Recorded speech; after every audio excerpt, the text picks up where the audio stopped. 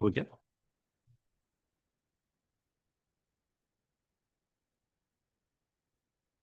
All right, we'll call the meeting to order. First action item are public comments unrelated to anything on the agenda tonight. Is there anybody that would like to make a comment? This is for items that aren't on the agenda. Yeah, go ahead. Yeah, state your name and address and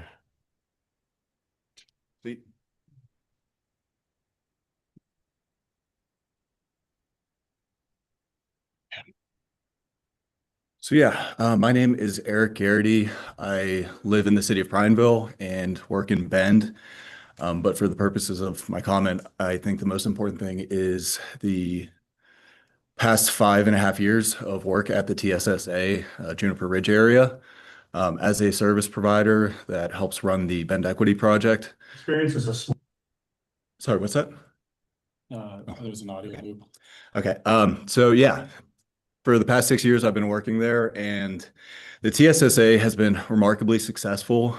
As you can tell, I wasn't planning on coming here tonight, since the planning committee generally functions on land use decisions. I was not expecting any discussion of the TSSA today at this forum, but I did want to emphasize that the TSSA is working at the hardest job of getting long-term chronically unhoused individuals into housing.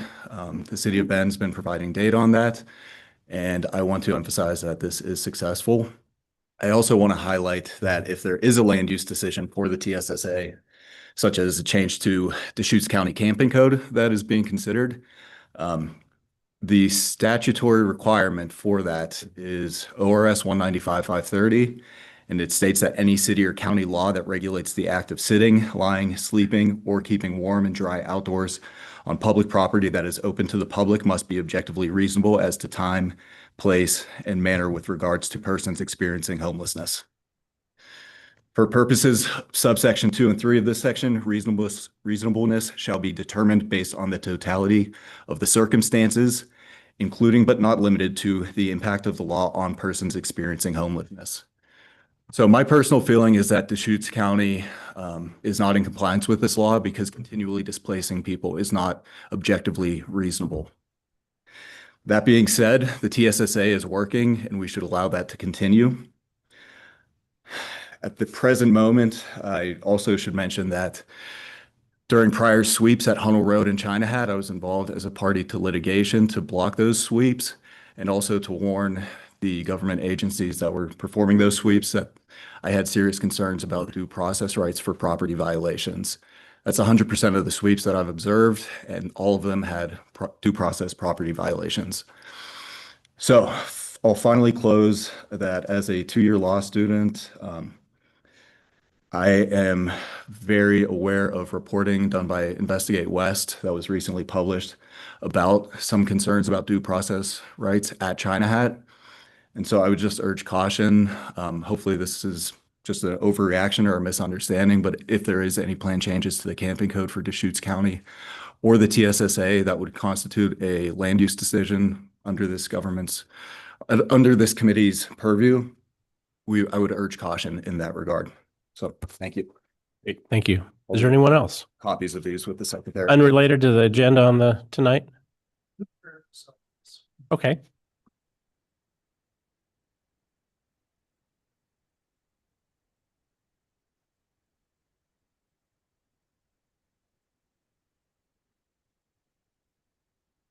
My name is Chuck Hemingway. I'm a resident of Deschutes County. I'm also a person with personal and professional experience in addressing issues of homelessness locally, regionally, and nationally.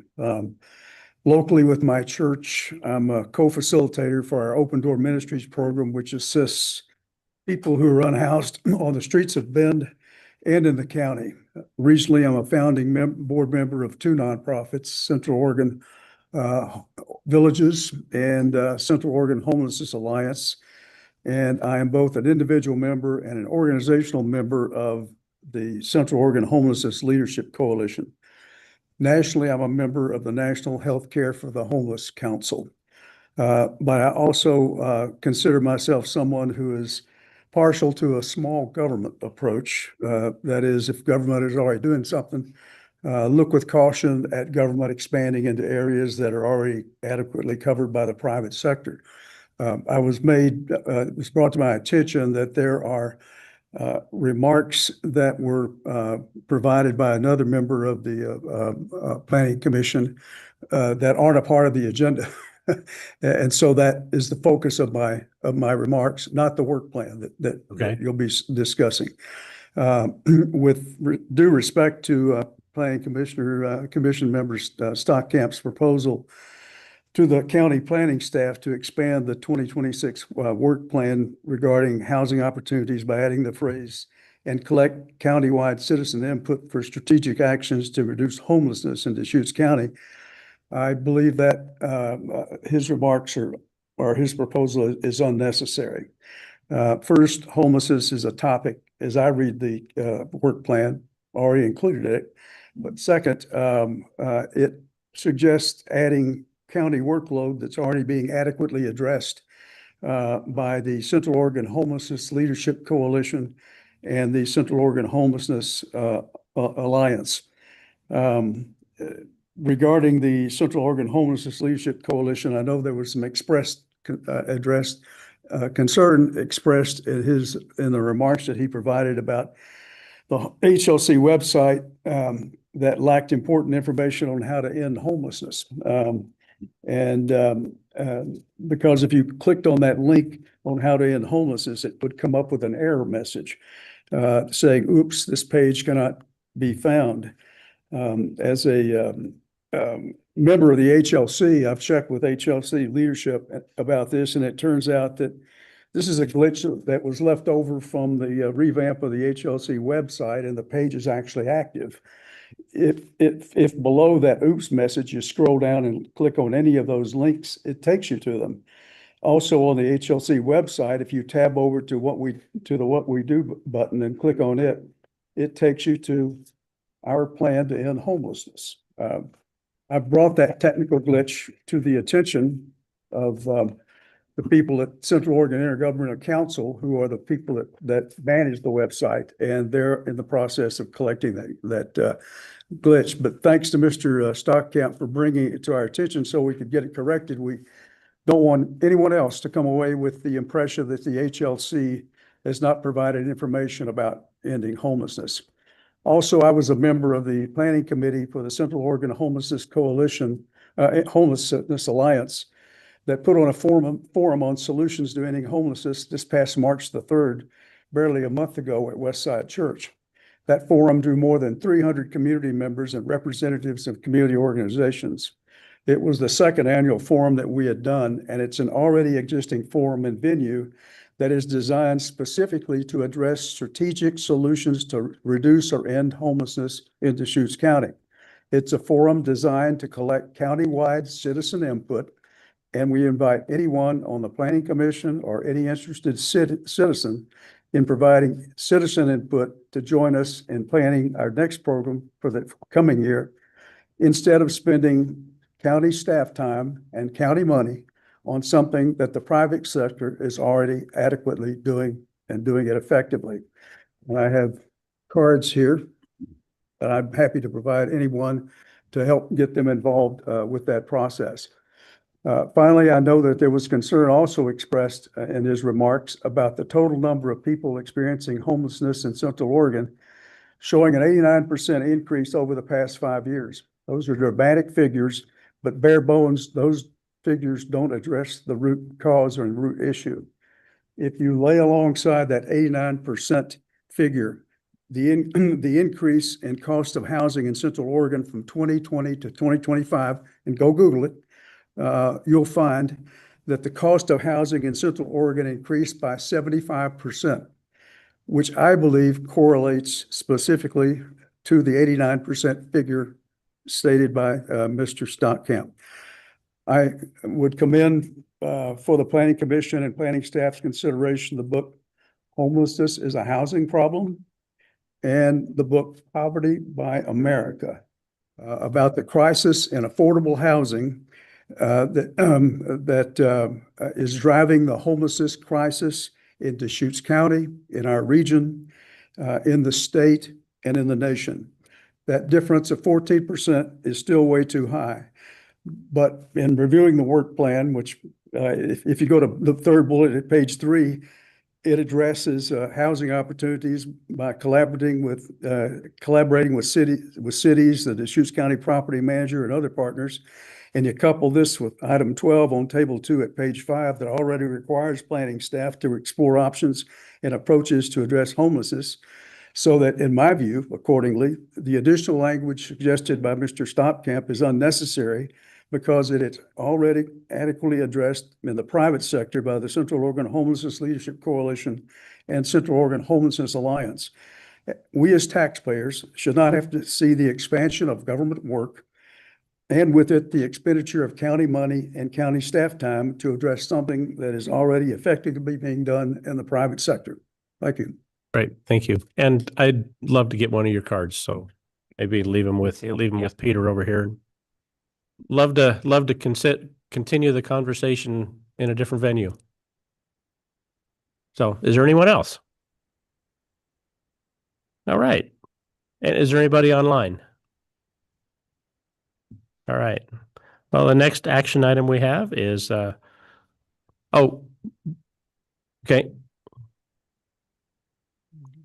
All right. If you could elevate her and go ahead, Mandy.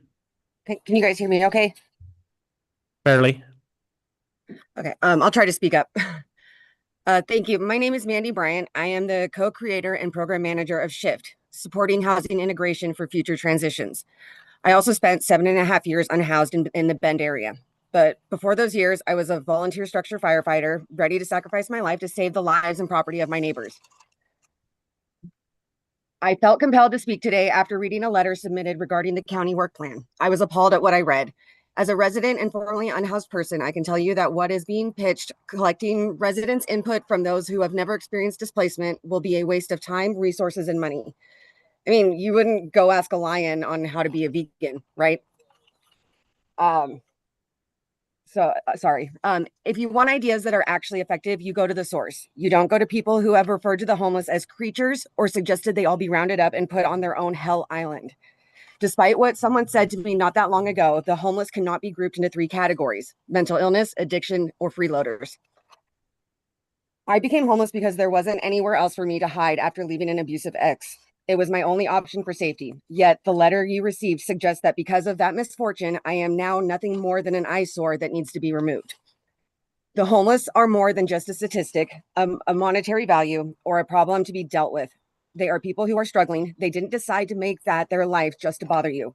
There is no one way or single answer to end homelessness, but there are ways to address it and work towards the unhoused no longer being an inconvenience or a visual disturbance, but them being a neighbor. And I can tell you this, that solution is not found in that letter. Thank you. Thank you. Is there anybody else online? If not, well, next item on the agenda is Planning Division Work Plan for the fiscal year 26-27. Thank you. Will Groves. What's that? It's not on the Slide presentation here. Okay. We have minutes. Minutes to approve?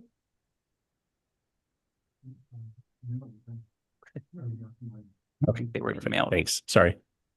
We were just discussing whether we had minutes on the agenda, which I don't see, so we'll. But I guess not. I had wondered that myself. The Tracy, who normally does some of the processing, was out unwell for some portion of this, so it may. Yeah. No problem. We can address them next meeting. Thank you. So anyhow, you're up. For your pleasure. It's our draft work plan for fiscal 2026-27, and this is the public hearing on April 9th. I'm Will Groves, your planning manager. And just a little bit of background. The work plan is an annual review of the Community Development Department's past year's efforts and proposals for the coming year. And it's an opportunity for the Planning Commission and citizens and the PC to give feedback on what you'd like to see staff undertake in the coming year. Of course, CDD is more than planning, and so we do coordinated services. We have our building division, on-site wastewater, code enforcement, and now joining us, natural resources. The work plan process, from January to March, we developed the draft work plan based on a variety of inputs. And here we are at the, we had the Planning Commission work session in March, and here we are at the initial hearing. And following this, a Planning Commission recommendation will be made, and we'll take that to the Board of County Commission, by the Historic Landmarks Commission. The entire draft work plan is available at this website. And here we are at the hearing. And so this is this will be a public hearing. And what we'll have is a summary of the work plan, an opportunity for public testimony, planning commissioner questions, and the public hearings.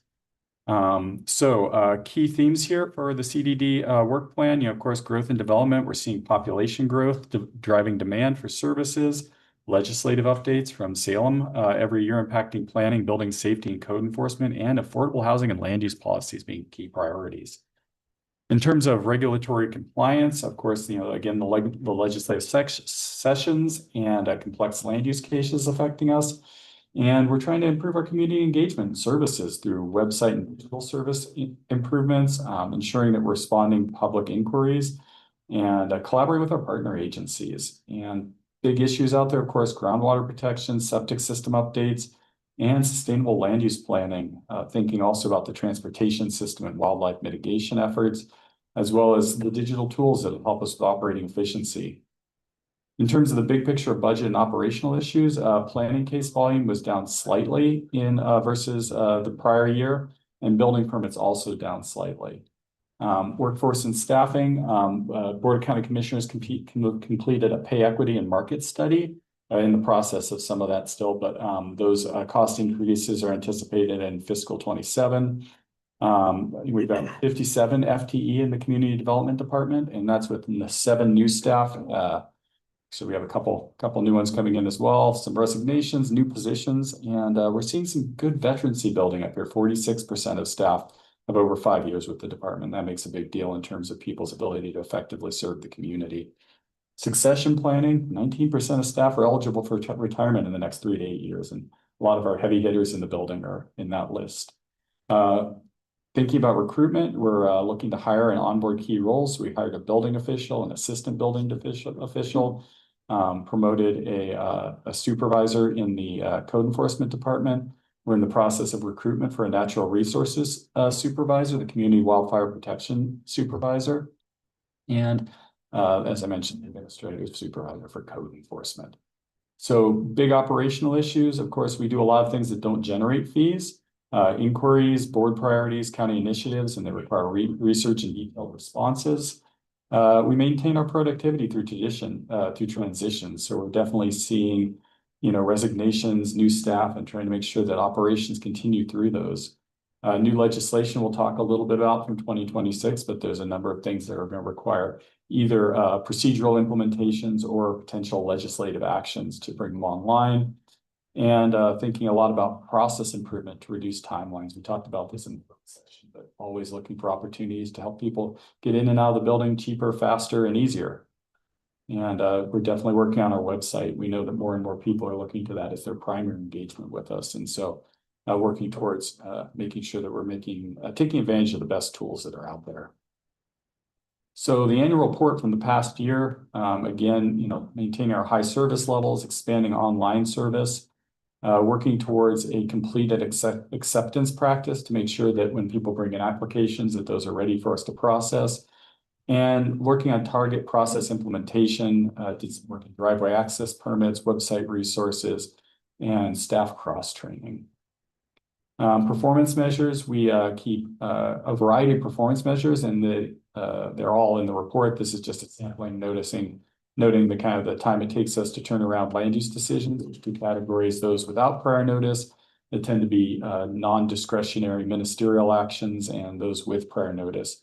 You can see that those are currently looking real good against our 21 and 45-day targets for those turnarounds. So we're in good shape. Those frequently bulge out during the summer as we see a lot of development activity during the summer. Planning Division year review, of course, we, the Planning Commission, worked through the housekeeping amendments, clear and objective amendments, the comprehensive plan, and outdoor lighting amendments. The board was busy for land use activity, 15 quasi-judicial land use hearings, that's up from 8 in 2024, and 5 LUBA appeals, down from 7 in 2024. So looking into the future, the draft work plan. So of course, your engagement here is to review the draft work plan, conduct this public hearing, and provide ranked recommendations. And so at your next meeting, we'll come back with depending on the public, of course, you could continue this hearing and or keep the written record open in a way that would cause us to go to a future date. But the earliest that you could provide recommendations would be a deliberation on April 23rd. Let's see, what are we doing this year? So we're already monitoring the 2040 comprehensive plan, of course, off at the state courts. And we've initiated the Tumalo Community Plan, including outreach, technical coordination, collaboration, lots of interactions with special districts. We'll speak more to that in staff comments at the end of the evening. We had a really felt like successful outreach for our initial Tumalo Community Plan outreach there in the cafeteria at the the Terrebonne School. I kept saying Tumalo. Terrebonne. We've got the Sisters UGB amendment. So City of Sisters is looking to expand the urban growth boundary, which requires extensive coordination and will come through the Planning Commission. And looking for comprehensive plan amendment updates to work on the 2025 large lot industrial study that was done by COIC. We look at resource stewardship and community resilience. We talked about groundwater protection and coordination with DEQ and all the issues that come with South County groundwater. We're in the process of updating the natural hazards mitigation plan. That happens primarily through kind of a sheriff's office, but involves a huge number of stakeholders thinking about how we can best be ready for natural disasters. And we continue to participate with the Bureau of Land Management for sage-grouse issues. The cities, huge list here of things that we do with the cities. I'll pick a couple big ones. City of Bend, we're coordinating with them on the growth management issues. There's an expansion under Senate Bill 1537 of the urban growth boundary. We worked with them on park space in Southeast Bend, the Outback expansion. So the city's water treatment plant is scheduled for some upgrades, and the existing zoning may not be sufficient for that. And they may be looking to create a public facility zone or try to do development under the existing forest zone. So lots of coordination there in process. Lapine, thinking about a variety of interfaces there. But, one big one we've talked about previously is addressing coordination. Currently, we do addressing for Redmond, Sisters, and Lapine, and we're looking to hand those back to the cities for assigning of addresses. And it's surprising how important that is because all of our actions key off addresses. So if you want to do a thing happens at an address. And if you don't have an address, it's hard to do everything else. City of Redmond in process about to kick off an engagement for a joint management agreement. That's an intergovernmental agreement between the county and the city about how we do business in a variety of ways. And I mentioned that large lot industrial land update to that study that will be likely processed in the coming year. And Sisters, I mentioned, of course, participating in that UGB expansion process. Kyle Collins is working on that on a daily basis at this point. Zoning text amendments. So you remember in prior years that we brought you a relatively long list of these, tried to pare this down into things that seemed like the highest priority and things that looked like would be targeted for engagement. And there's a couple new ones on here. Of course, establishing procedures for private burial grounds. We found out that there are statutory obligations and that the Planning Commission is the body that decides how and when people can use their own private property for burials. And farm stores, we've talked about that. Of course, the new legislative opportunity to have more retail opportunities at certain types of farms. And we have natural resources joining us, and I've got Lauren Street here tonight. I'll invite her up for staff comments to say hi. She's a specialist with our natural resources department, but they're engaged in all sorts of work. Amount of grant money that flows through them and turns into great community good in terms of cleaning up fire debris and trying to keep us all safe. And that happens through Project Wildfire, neighborhood coalitions. They also manage the Noxious Weed Board. They do community wildfire protection plans, big updates coming there, and engage the public through a variety of meetings and presentations. And they also deliver mitigation support and grants for fuel reduction, Spring Sweat Equity Program. You may be familiar with that, where bins are delivered to neighborhoods to take away woody debris, and the similar project in the fall.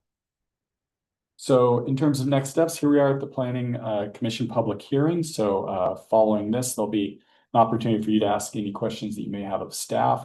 And then we'll go on to take citizen comments.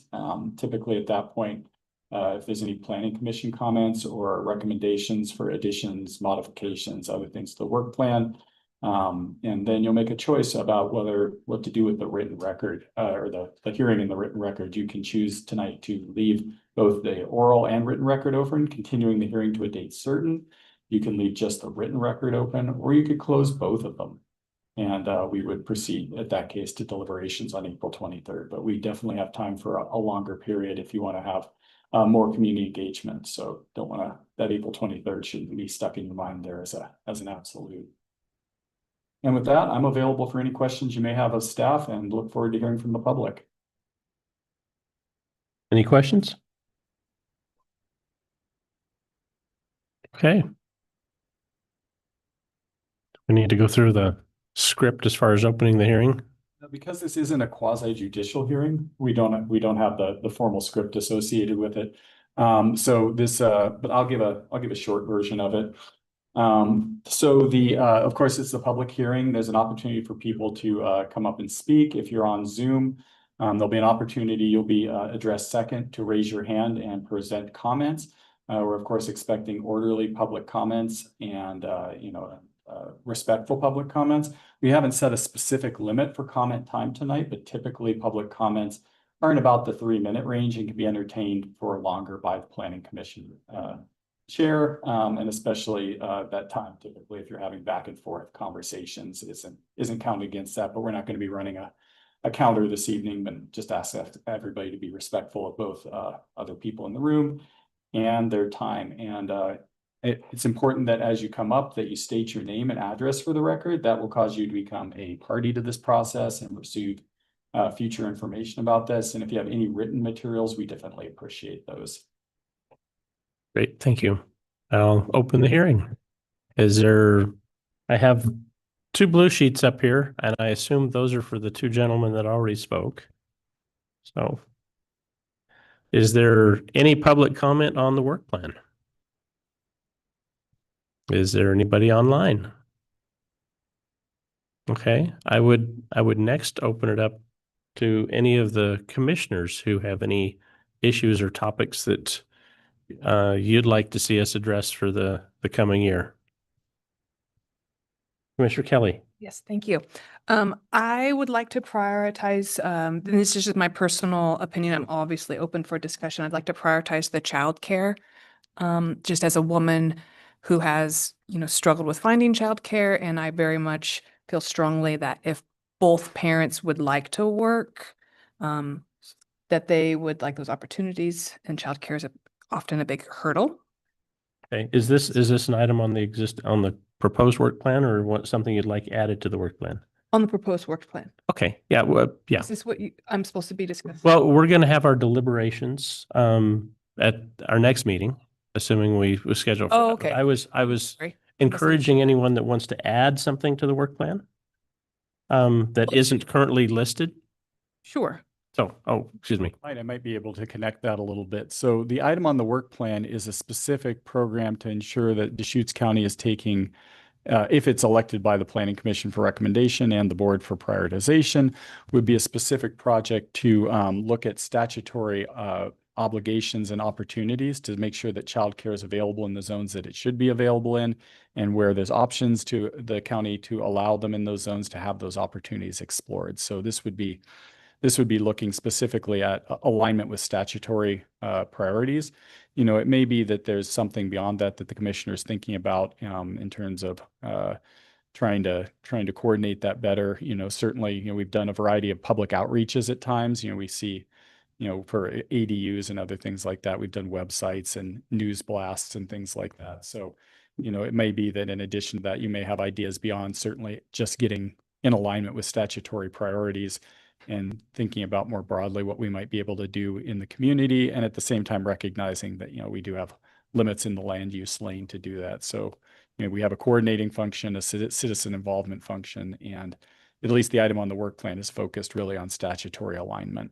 Yeah, thank you very much. Because by all means, if your thoughts are a more generalized idea, by all means, now is the time that I figured those of us that are close to the different topics in land use, if there's some specific areas that you have an interest in working on, for example, dark skies came up year after year with the planning commission internally, and we finally moved it to the head of the line list last year.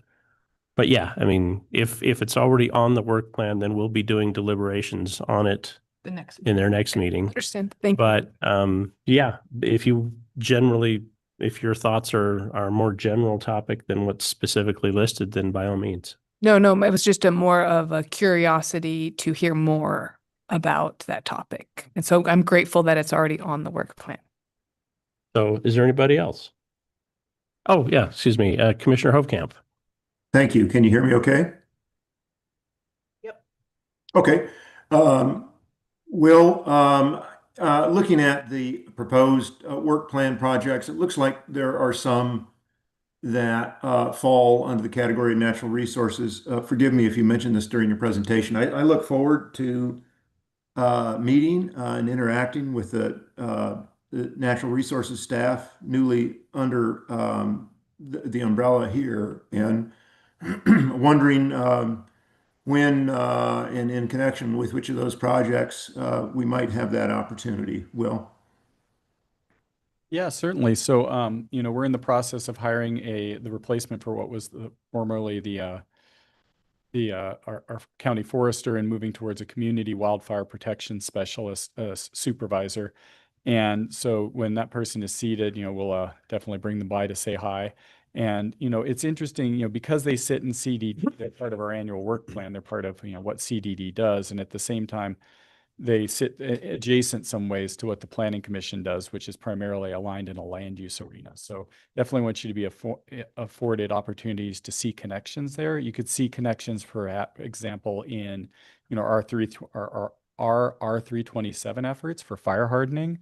You're thinking about community wildfire issues. I think we're going to see some real connection here, to the extent that we've talked about how that the state fire marshal is in the process of propagating defensible space codes, and those are being propagated in a voluntary way. And so this is coming up next week in front of the board on Wednesday. The state fire marshal is going to come and speak to the board about those rules, and we anticipate following that the board will engage with staff to see what type of community response they're looking for. If they're looking for us to get additional information from the community, think about regulatory approaches in that space.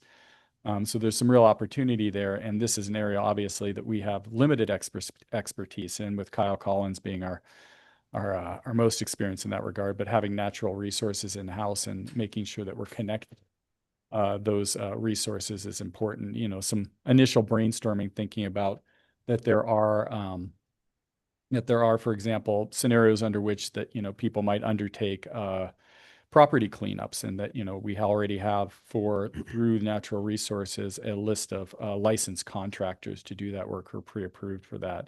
So, it's a question of, could we coordinate some of the resources and expertise across that horizon?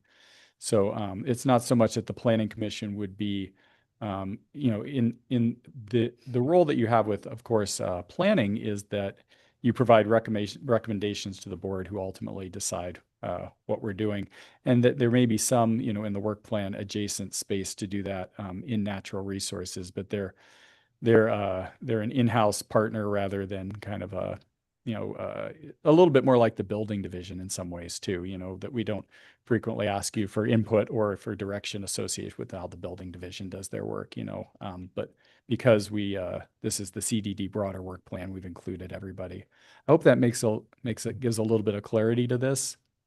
It does somewhat. Will, thank you. And again, when I'm looking at the fiscal year 2026-27 work plan projects underneath natural resources in the work plan, more than half of them are wildfire connected, for the reasons I think connected to what you just mentioned. I was just curious, why there aren't, I don't know, wildlife proposed items, water, other natural resource connected issues And I guess I'm understanding that from your comments, your remarks, that at this point, there isn't a plan to interact with the Planning Commission on any of those other potential natural resource issues in the coming fiscal year.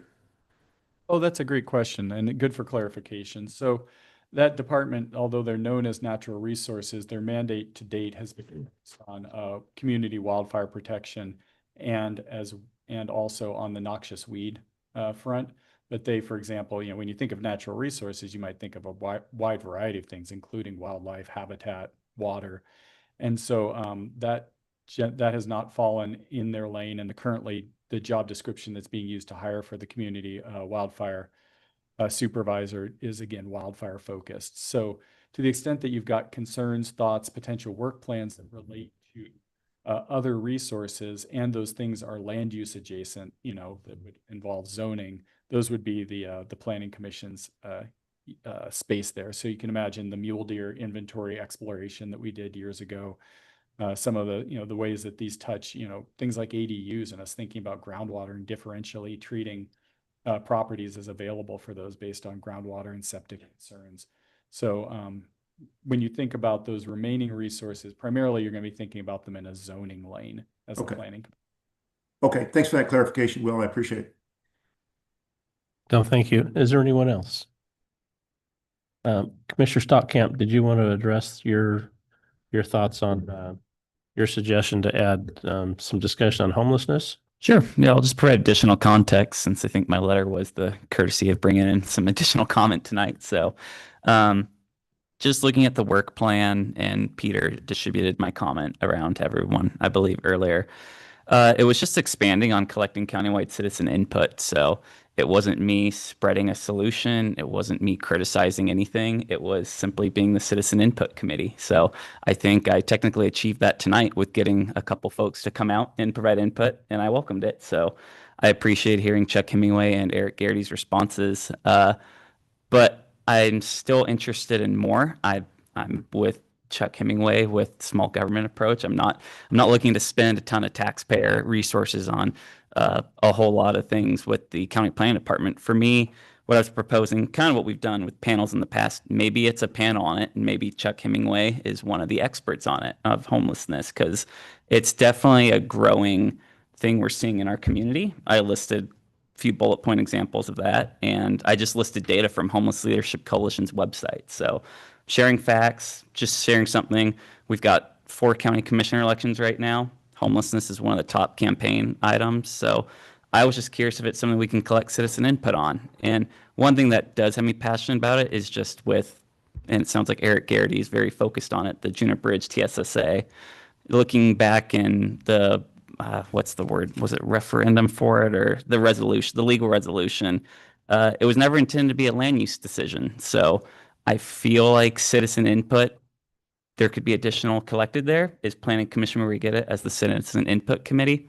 It was just a thought. So I just want to throw it out there because this is the time of year we talk about thing to focus on. If there's time in the schedule, great. If not, we're going to focus on other important issues. So just wanted to present that to the Planning Commission. So that's my additional context. And I didn't write in any negative ill will or negative manner because it kind of came across that way, but I just want to help be part of the solution. And I think part of that's by talking about it with community members. So the more we can strategize, the better. Great, thank you. And I also submitted a letter to Will and to Peter regarding transportation, and trying to maybe see if it might be appropriate for the county to take the lead role in coordinating a regional transportation plan. That there seems to be, at least in my outside view, and maybe it's already being done, and maybe will be shown that it's unnecessary, but it seems like there seems to be a disconnect between the state, the county, and the city with regard to transportation planning and protecting connectors and the ability to travel from either through town or from rural lands through town to the state highways. And also I have some concerns that some of the transportation planning within the city could be putting a lot of the citizens at risk with regard to evacuation routes and emergency planning.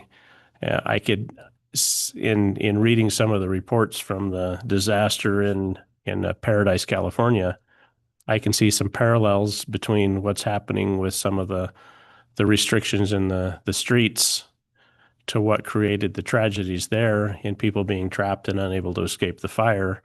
And we could easily have the similar situation come in from the west side of Bend and have people trapped. And so, like you say, I thought, well, maybe it might be something that might be appropriate for the Planning Commission to take a look at some of those issues.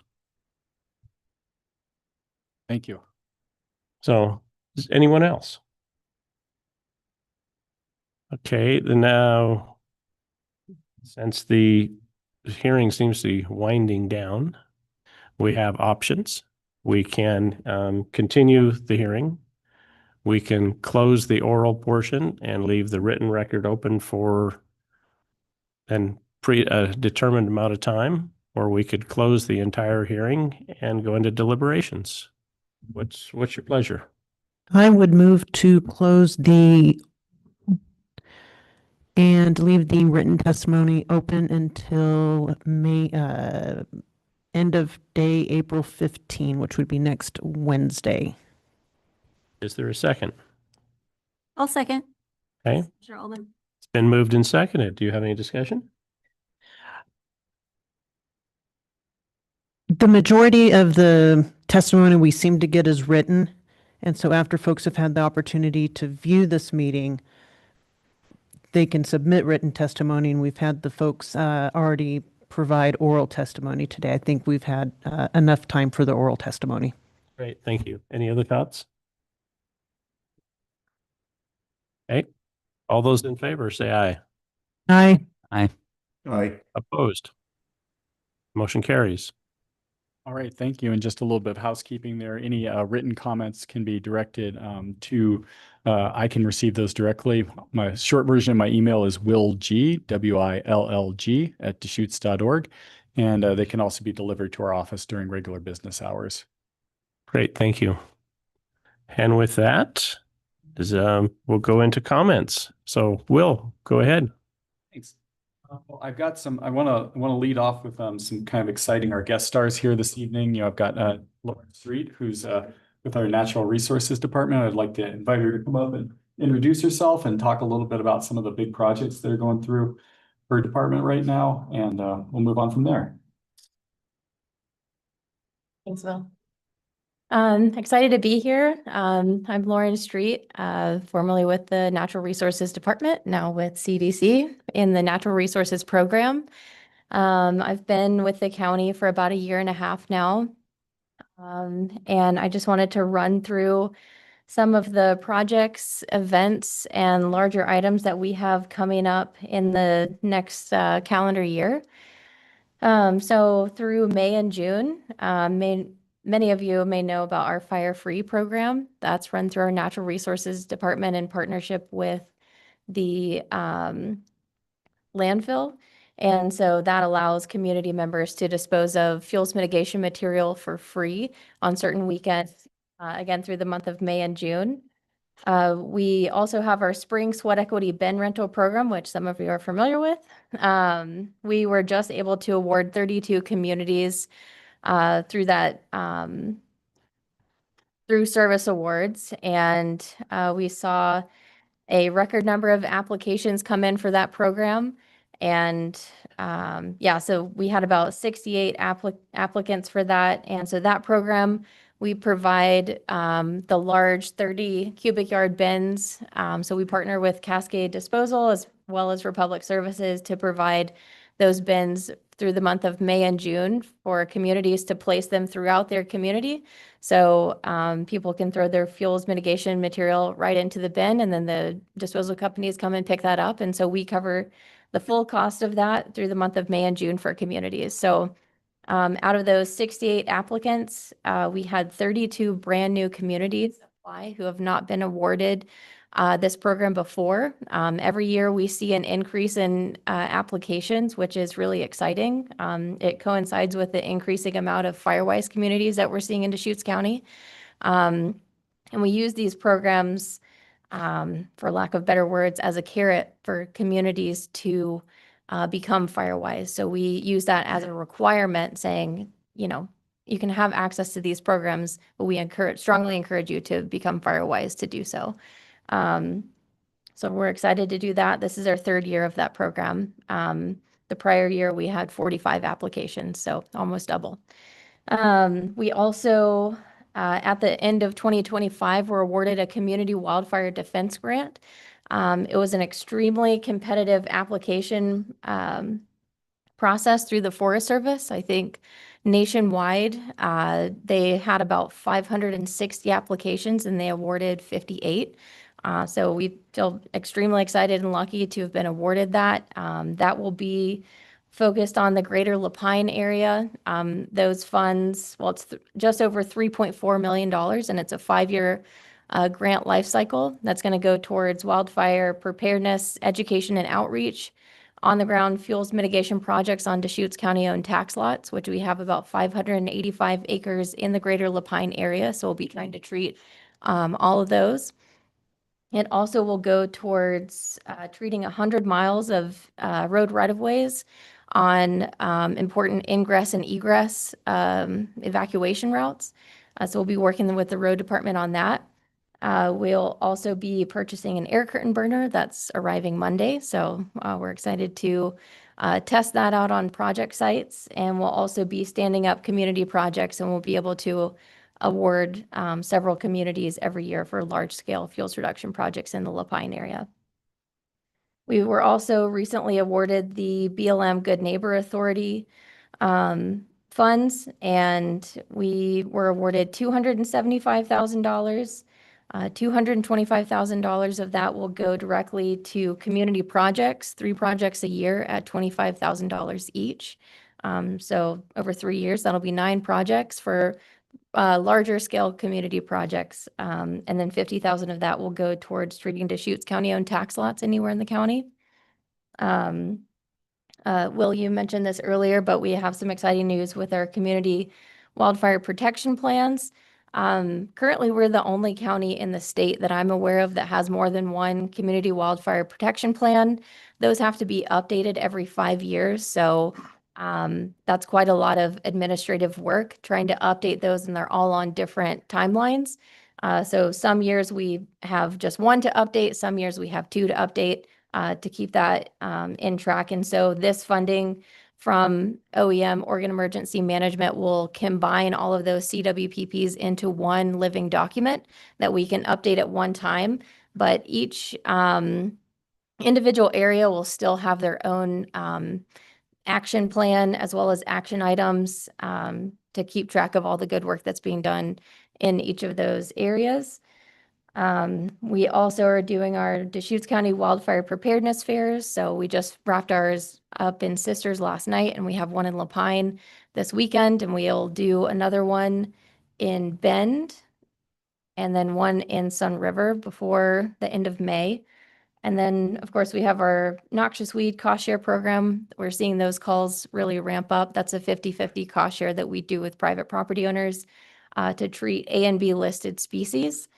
And then last but not least, I got the updated Firewise numbers for Deschutes County yesterday, and we are at 101 active communities, Firewise communities. So that puts us at #1 in the state and potentially #1 in the nation, but definitely in top 3. So that's a huge accomplishment. And we are very lucky to be in an amazing wildfire preparedness education group in Central Oregon, where we're all pushing similar messages and putting the word out about Firewise communities. I know some of you up here are working towards that status right now, and we're seeing that number grow, and we're seeing that represented in all the resources that we offer through the program. We're seeing higher numbers of applications every year, more acres treated every year. And so again, that's 101 active communities, and all together with all statuses, active, pending applications, et cetera, we have 124. So yeah, that's end of report for me.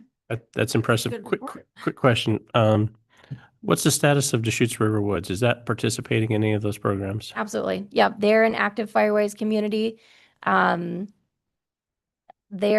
we call them spark plugs, the folks that are kind of leading the charge in the community. That's what the fire educators call them, but it's like a singular person that's kind of leading the charge, doing the application for Firewise, applying for our programs. That would be a guy named Gregory. He's out of Deschutes River Woods, and not only is he applying for our programs, he's also registered their Firewise community as a nonprofit so that they're able to compete with larger grants. And they were awarded an Oregon State Fire Marshal grant 3 years ago. They just wrapped it up, and they've also participated in our bin rental program as well as our fall fuel reduction grant program. So they're extremely active. Well, the reason for my question is I had a gentleman reach out to me concerned about ongoing regular burning in and around his house, concerned about both the fire risk and the constant smoke for a period of months in the spring. And I was just curious as to whether there was anything that he or someone he should contact regarding whether there might be some options to his concerns. Yeah, absolutely. And I meant to bring cards with me this afternoon, but any questions like that, I'm happy to take on and pass on. I have his contact information. He would be a great resource for fuels mitigation, but with pile burning, anything like that, we always direct people towards their fire district to make sure they've got the correct permits, as well as what weather conditions to look for, what to burn with, and when not to burn. Sure. Thank you. Anything else, Will? I was going to invite Nicole Mardell up. Excellent. Yeah, thank you. This may be the last time we see her for a while. It might be. Yes, we'll see.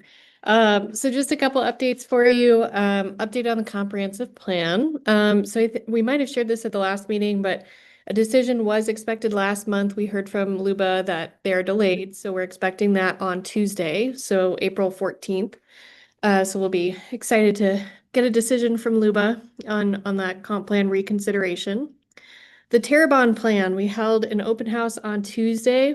Great turnout. I think we had about 50 or so folks, including 3 kids, the youngest of which was 5. So that was kind of great to see a little bit of variety in some of the audience there. But we also had tabling from the sanitary district, the water district, and ODOT, and received a lot of great feedback from folks on just having resources in the room to understand a lot of the efforts that are going on in Terrebonne besides just the county project. We have an online open house, which has all the same content as what was presented at the in-person open house and the ability for folks to provide their feedback. That's open until April 30th, so you can view that at our website, deschutes.org/TCP. And once that is closed, we'll compile all the feedback that we've received into an engagement summary, which Tanya will present to the Planning Commission, likely at one of your May meetings. After that, the next step in the process is to have a second open house. So really the goal of this project is to use the initial open house to collect as much feedback as possible on how the community of Terrebonne wants to grow and develop over time. And the second open house is essentially to repeat back what we heard and ask, hey, did we get this right? And if there's any areas where the community disagrees on, say, type of housing or business development that they'd like to see, then we can use that second open house, kind of dig into more of the details there. So Tanya and Will keep you up to speed on that process. And I just wanted to follow up as well on the Sisters Urban Growth Boundary Amendment process. So as Will mentioned, Kyle Collins is the case planner for that. We've been working with the city on hearing dates, and we're planning for a work session on May 14th and a hearing on May 28th. Due to state law requirements, the city will have their own hearing process through their planning commission at a similar time frame as when the county will have your public hearings as well. And just wanted to note that the city has let us know, or kind of asked us to add a little bit of efficiency to this process, as they're dependent on specific studies for their UGB amendment process, which expire at the end of the year. So under Oregon state law, you have kind of a certain time frame that your studies are good for this type of process. So hoping to have, again, those hearings in May, after which the Planning Commission will, of course, make a recommendation. And then we'll have a joint public hearing process with the City of Sister City Council and the Board of County Commissioners. So just wanted to give you a heads up on that. That's all I have. Thanks. Great, thank you. Thank you. And, given that we did the work plan again this time, I really covered everything that's happening in the future, or a lot of the important ones. So that was what I had on my agenda. Hey, Stephanie, do you have anything? How much trouble are we in? That's a technical legal term, by the way. Perfect. Stephanie Marshall, Senior Assistant Legal, Senior Assistant. Oh my goodness, I am so tired tonight. I apologize. Yes, just a couple of updates. First, Landwatch and Thousand Friends did submit a formal petition to DLCD and LCDC, combining their first two notices of intent to petition into one. And this petition asks for action regarding non-resource land amendments and also approval of non-farm dwellings. This afternoon, we got an email from Angie Brewer at DLCD, and what is going to happen next is the department is preparing to request a 60-day extension at the April meeting. They have timeframes within which they have to ask. And the agenda is anticipated to be published today, although I have not seen it yet. The requesters in the county are the only parties that may provide comment at the commission meeting on this item. The department's intention is to take the petition forward more substantively at the June 2026 commission meeting. And once that day and time is confirmed, we'll get separate confirmation details. So that will be coming up. Nicole mentioned that we hopefully should soon get a decision from LUBA on the comprehensive plan appeal. And one more item, it's sort of related, tangent, just a little bit on the side. We have a federal lawsuit that we're defending from a person that wished to develop a residential facility in the Sun River Community Neighborhood Zoning District. She had applied for that some time ago. And when we adopted housekeeping amendments in 2024 and have had first reading on our 2026 housekeeping amendments. Some of the changes that were made included aligning our code with state law, and state law requires that we treat residential homes and residential facilities in the same manner as in which we treat single unit dwellings and multi-unit dwellings. And the CN district does not have either of those uses in that district. So the county removed residential homes and facilities from that district as well as several others. And Will can answer some questions on that as well if you have any questions on that. But the lawsuit was filed almost 2 weeks ago. It also included a motion for a temporary restraining order. We filed a response, and that motion was denied. So I'm now currently working on a motion to dismiss, which is, I'll just use a little bit of legal terms here. It's decided on the face of the pleadings. And so it's like, are there facts on the face of the complaint that could allow this to go forward? The complaint alleges Fair Housing Act violations, ADA, and then also inconsistency with state law, and includes a regulatory takings claim. It's a pro se plaintiff who has prepared a very, very, very thorough complaint that's, I believe it's 60 or 70 pages long. So, whether or not she used AI, we could be seeing more folks with a lot more resources at their fingertips. But so I've been working on that as well. Those are kind of the highlights of what I've been up to recently. And let me know if there are any questions, or if you have any questions about the housekeeping amendments. Will and I are both here. Sounds like an interesting case. We'll see if it goes to the Supreme Court, huh? Yes, yeah. Well, you never know. Yeah, that's federal district court, so it's in Eugene. So So, thank you. you're Peter? welcome. Yeah. Thank you, Mr. Chairman, and for the record, Peter Gutowski, Community Development Director. Just a couple of announcements and just some accentuations. Wanted to let the Planning Commission know that on Monday, the Board of County Commissioners discussed the Redmond Terrebonne vacancy and determined that they would like to, which is allowed under our code for the Planning Commission, to renew Commissioner Kiris for 2 more years.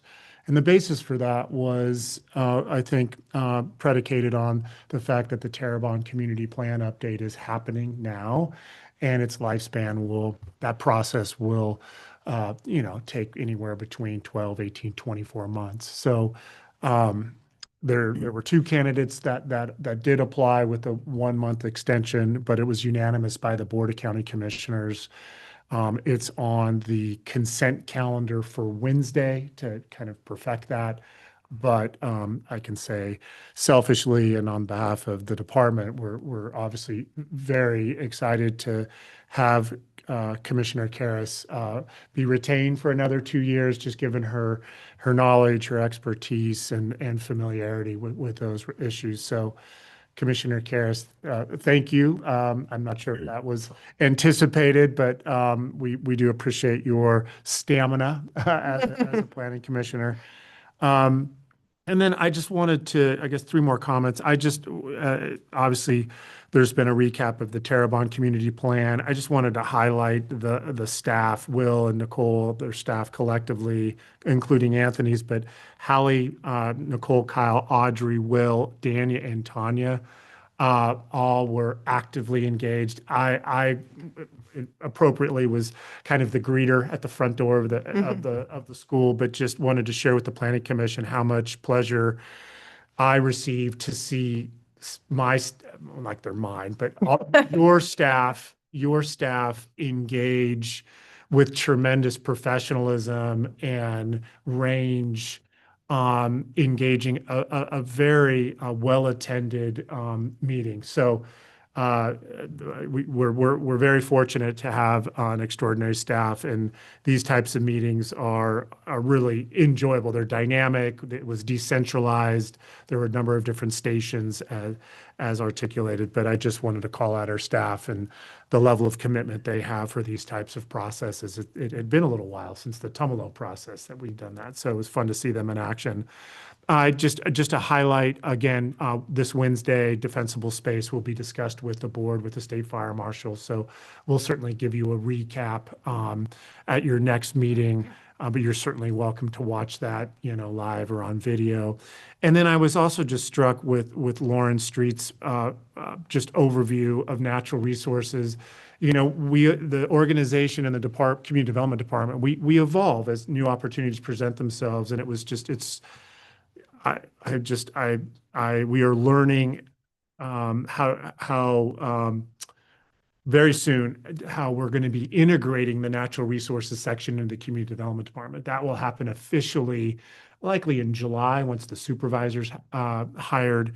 But just listening to Lauren's description of all the work that they are doing, which is an extension of the synergy that's been in place in this region for some time, the collaboration that is part of the spirit that I think makes Central Oregon so remarkable. But I guess the point that I'm trying to make is that I think as natural resources gets fully staffed, I think even though, as Will noted correctly, that natural resources largely operates autonomously from the rest of our department, which is, dealing with development. But you can see the crossover. You can see the cross-pollination. And this Planning Commission is the citizen involvement arm. We have representatives from all corners of the county. And so I think we can collectively figure out these updates, whether they happen quarterly or when it just seems so relevant to invite them to make these presentations. If nothing else, I think you as kind of ambassadors to your region can carry it back, but also it's just another opportunity with discretion to give this team a platform to articulate how they're interfacing with our neighborhoods in relationship to other programs. So I just shout out to Lauren for spending an evening with us and just recognizing that we're very attuned to try to figure out how to maximize that while not overwhelming any one planning commission agenda. So those are my comments, but appreciate the meeting this evening. Thank you. Great, thank you. Commissioner Kieras, congratulations. And Thank do you have you. any comments? Yeah, sorry I couldn't be there today in person, but yeah, I'm happy to be here for another couple years. You know, I hope to one day pass the torch to yeah, but in any case, I'm really thankful for the opportunity, especially mostly because of you guys and meeting everybody who's in the room and Commissioner Hovkamp as well. Like just, you know, like I just appreciate the civil discourse so much. And it just feels like this safe, warm place where we don't have to agree, but we still respect each other. And there's just not a lot of that going on at the moment. So that's why it's just such a special opportunity. So I'm very thankful. Great, thank you. Commissioner Hovkamp. Nothing for me tonight. Thank you. Great. Commissioner Stockkamp. Just appreciate citizen input tonight and looking forward to deliberations in a couple weeks. Thanks. Commissioner Williams.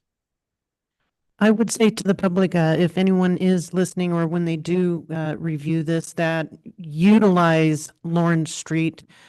She is doing phenomenal things in our neighborhood, really helping us become fire-wise prepared and use the resources that we have. And great meeting everyone tonight. And whoever chose the vegetarian pizza, it was delicious.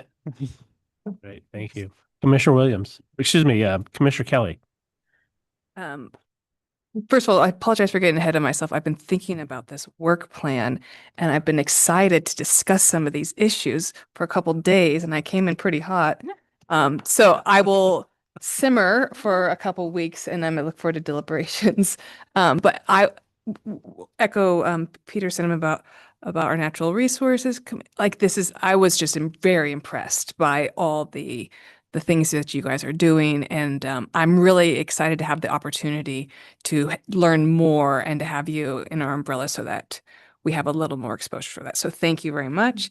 And congratulations, Jessica. You've been a mentor for me in this platform. And so I'm selfishly like really excited that you're still around. Thank you. Commissioner Altman. I pretty much ditto everything that Commissioner Kelly just said. Thank you. Great, thank you. And I would just like to thank everybody, and especially I had intended to go to the Terrebonne meeting, and you guys always do an awesome job of those kind of things. And Nicole, I've been to some of the ones that you've put on in the Sisters area, and you do a phenomenal job. And everybody does a good job, great job. And unfortunately, I was out of town and wasn't able to make it. But no, I appreciate everybody for all that you do for the county, and thank you. And with that, meeting's adjourned.